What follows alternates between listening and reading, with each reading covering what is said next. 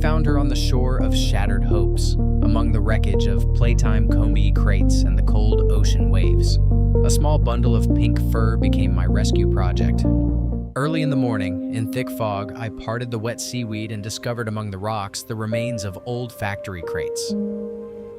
I climbed the steep lighthouse stairs, clutching the heavy bundle tightly to my chest as her palm struck against the stones. In the workshop, I began carefully drying her face, feeling the elastic bundles inside her arms respond to the warmth of the fire. After flipping the switch, Kissy's body arched upward, her fingers scraping frantically against the metal, leaving deep grooves. Her enormous green eyes opened for the first time in the soft light of the fog, and she timidly touched my palm with her fingers. Kissy took her first step, amusingly tangling her long legs in the railing, then gratefully pressed herself against my shoulder. At the top of the tower, she helped me clean the lens, holding a can of polish with her long 2-meter arm. At night, she wove a protective nest of her limbs around my bed, lulling me to sleep with her deep and powerful purring. The sharp beam of the lighthouse revealed a steel claw of the prototype in the surf, and Kissy instantly pulled me back from the balcony edge. By morning, the room had grown cramped. Kissy's pink arms, over 5 meters long, encircled the bedroom's ceiling beams several times.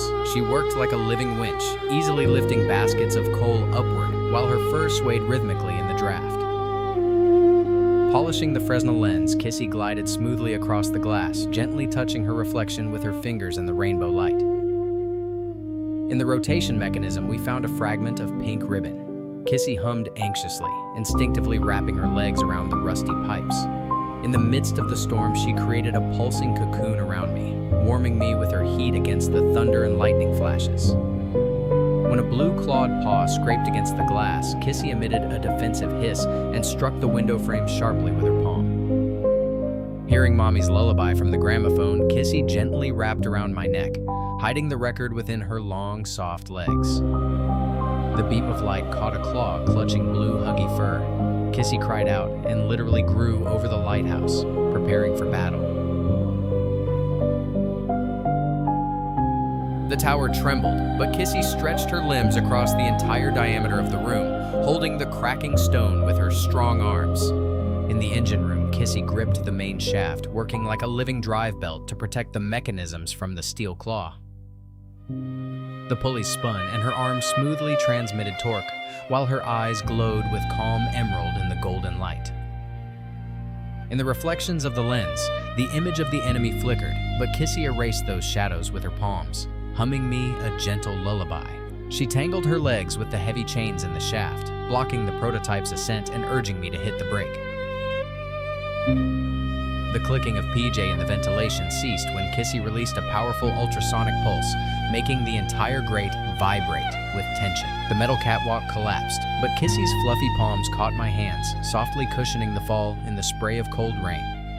She closed the lid of the old music box, hiding it in her fur so the ghosts of the past would no longer frighten us. In the absolute darkness of the extinguished lighthouse, I could only see her green eyes before she lunged at the enemy. The battle in the dome was fierce. Kissy stretched taut like a steel cable, refusing to let the clawed shadow of the prototype approach us.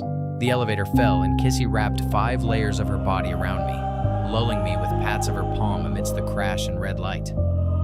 Beneath the pile of stones, her mechanical purring created a sense of complete safety as she gently stroked my hair. The cocoon was destroyed, and the fading Kissy reached out her hand to me as the prototype on the ruins of the summit emitted a triumphant screech. Kissy lunged and wrapped around the enemy, and a powerful wave of pink light passed through her body as I pulled the switch.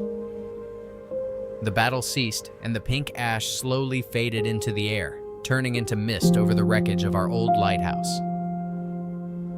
The text on the screen confirmed the archive was secure, as Kissy's pink palm gently closed the camera lens, lulling everything to sleep. Pink fur grew directly in the air, forming the titanic form of Kissy Missy with eyes the size of our lighthouse windows. The walls of the lighthouse were now wrapped in rings of her arms, and Kissy wore the tower like an exoskeleton, becoming one with our home. 56. She lifted me on her enormous palm above the clouds, while her other hand dispersed oil slicks in the ocean.